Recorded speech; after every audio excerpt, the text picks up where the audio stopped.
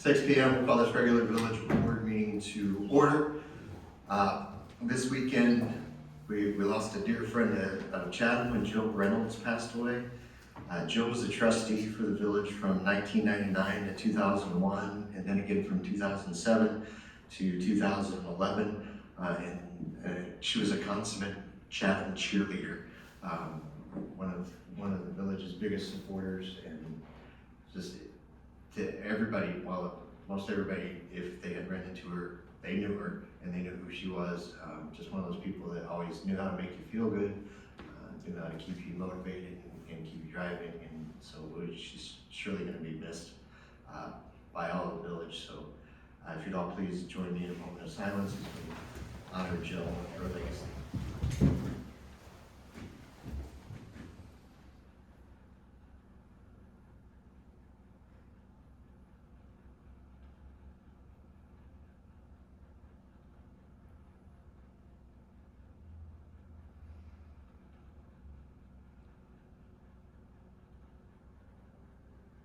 I pledge allegiance. I pledge allegiance to the flag of the United States of America and to the republic for which it stands, one nation, under God, indivisible, with liberty and justice for all. Mr. Clerk, would you take the roll? Trustee Nice. I'm present. Trustee Try. Here. Trustee Ferguson. Trustee Charo. Trustee Gerger. Here. Trustee Fletcher. Present. Village President Kimsey. Present. Any public announcements this evening? Yes, sir. Plus more with Jen American Legion and the VFW. And thank you for the tribute to Jill. It's going to be a big loss to the veteran community too. She was very active in the VFW auxiliary, so. Okay. The Legion and the VFW will be having joint Veteran Day services on the square at 11 a.m. on November the 11th. Then with the VFW, we'll be having poppy sales at County Market in Hy-Vee on November the 7th and the 8th. Then on November the 11th, excuse me, from 7 to 10 is breakfast at the VFW. And then music bingo will be on November the 15th at 7 p.m. And then Friendsgiving, which is our Thanksgiving, is November the 22nd from 1 to 3. Thank you. Any public comments on agenda topics? Hearing none, no old business. Item 1 under new business, presentation of the fiscal year 2025 audit report. Chad Lucas is here from Sikich.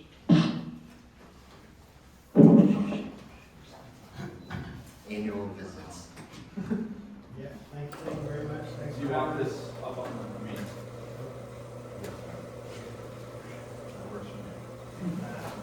Thanks for having us again this year. Appreciate the opportunity.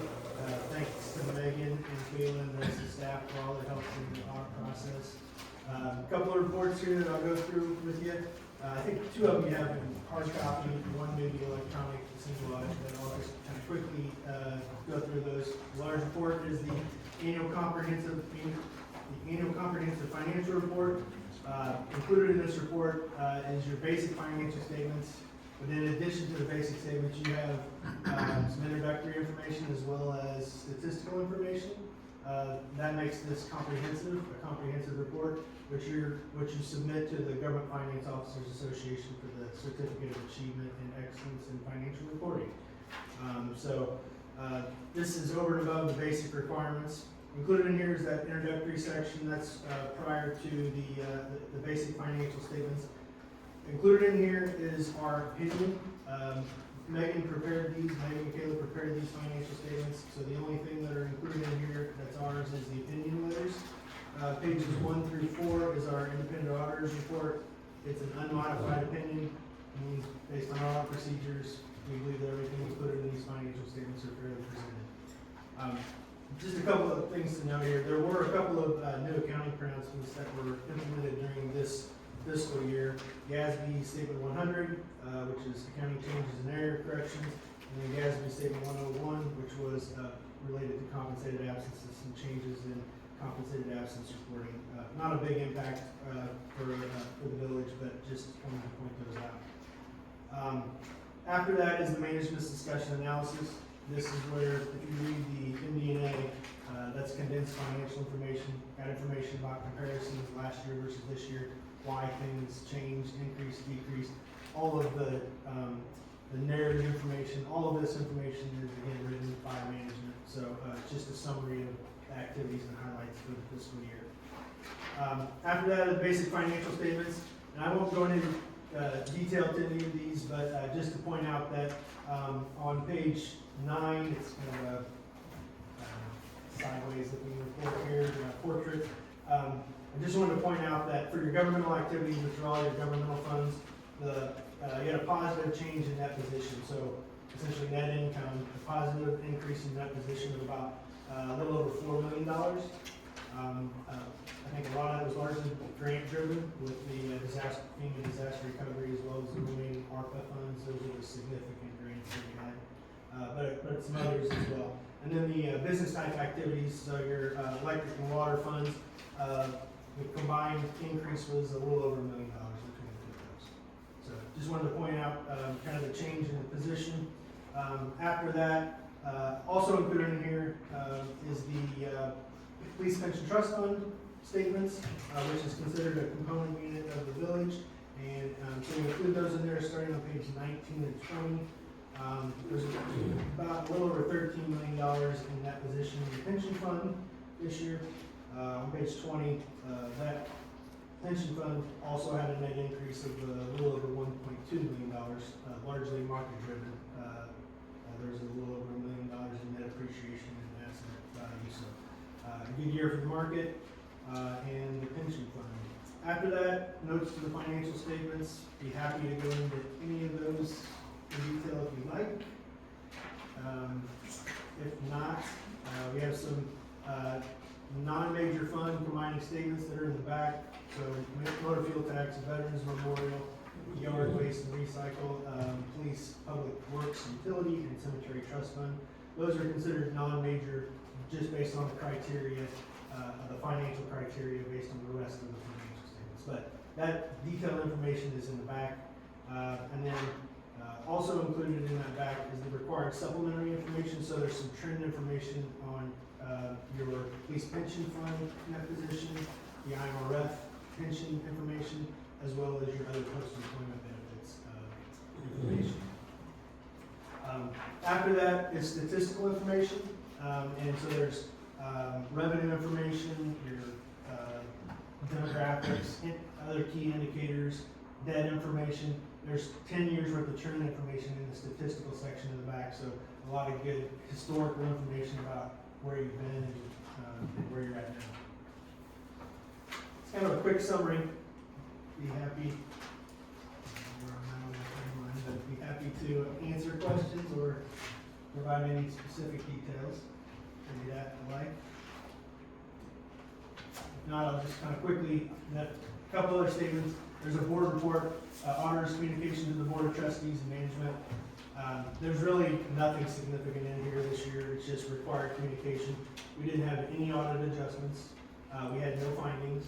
And so this is just disclosing the pronouncements that we implemented, as well as there were no disagreements or anything like that. And then just quickly, I know you don't have this in hard copy, but the single audit report this year, you had about a little over $3.8 million in federal expenditures that were primarily due to those two large grants, the ARPA and the FEMA grant.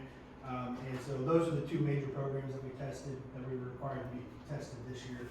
So that's included in there. Again, no findings in the single audit, so unmodified opinion there as well. Then barring any substantial change, What's that? barring any substantial change, the single audit requirement should go away. I don't know that it's going away. It's increasing. The threshold is increasing to me. Oh, you mean? Oh, just- as it applies to our need to have it.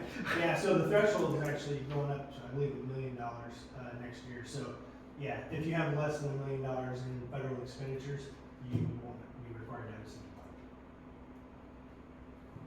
Perfect. Do you want to describe all of the accounting requirements to disclose other pension benefits and obligations and post-retirement? Only if you want me to. No, I don't. That's fun, to make you feel like you earned your. We can call you. Any other questions for Chad? Yeah. Thank you, guys. This is comprehensive, as always. I was gonna go home and read this tonight, It is, it's, front to back. I've read it twice already, so. The management discussion now, that's only like 10 pages. That's where you get the most bang for your buck. That one, and then go to the back and look at the statistical, the 10-year schedules. All about. You're shortening your eating for you. I need to fall asleep somewhere. Anyway, thanks Chad, and thanks Megan and Kayla and Hannah, Yes. all the work that goes into producing the annual financial report. Again, what they produce is far beyond what is required to be produced and produced on it, so it's a lot of work to put a lot of information out when people don't understand what we've done, where we've been, where we're going, where we're doing. So a lot of that is included in this report, none of which is required in just the basic financial statements that it would take to get another clean audit. So, Yeah. thank you, ladies. Thank you.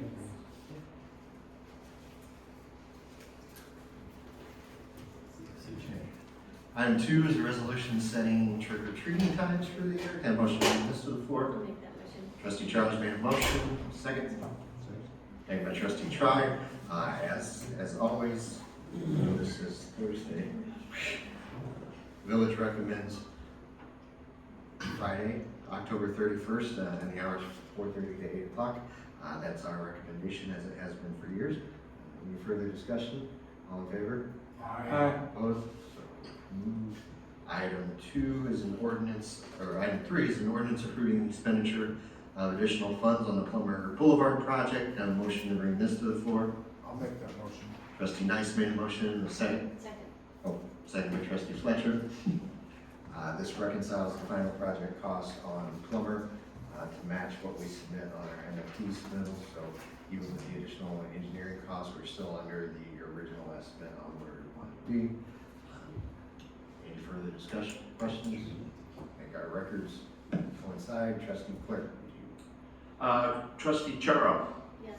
Trustee Fletcher. Yes. Trustee Gerger. Yes. Trustee Nice. Yes. Trustee Tribe. Yes. Item 4 is an ordinance authorizing the purchase of certain real property located within the village of Chatham. I would entertain a motion to table this item for a future meeting. Trustee Trice made a motion. Second. Second by trustee Gerger. All in favor? Aye. All in favor. Cool. Motion to bring the consent agenda to the floor. I'll make that motion. Trustee Nice made a motion. Do I have a second?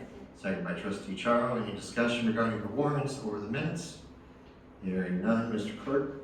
Trustee Nice. Yes. Trustee Tribe. Yes. Trustee Charo. Yes. Trustee Gerger. Yes. Trustee Fletcher. Yes. Are there any public comments on any village business?